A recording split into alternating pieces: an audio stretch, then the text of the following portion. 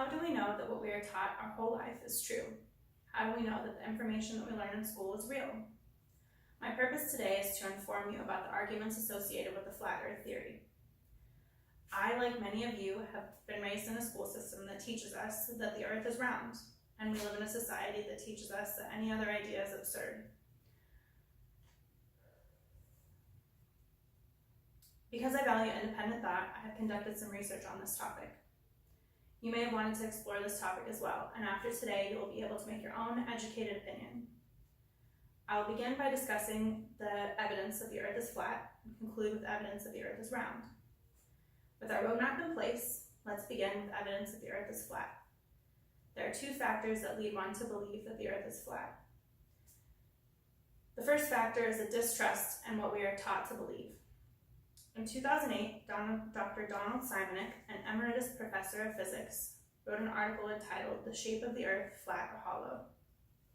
In this article, he states that many supporters of the flat earth theory favor the zetetic method, which uses facts rather than scientific hypothesis, and relies on the things that someone can see for themselves. The second factor is what we see when we are in the desert or on the ocean and look out onto the horizon. In the same article, Dr. Simonek refers to a study conducted at the Bedford Canal in England. This study scientifically proved that the water surface was flat, which proves what we can see for ourselves, that the earth is in fact flat. Now that we've explored the evidence that the earth could be flat, let's explore the evidence that it could be round.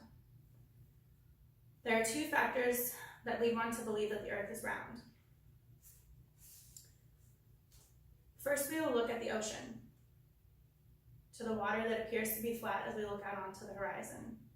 Dr. Simonek points out to a discovery made by Aristotle that students can still see for themselves today.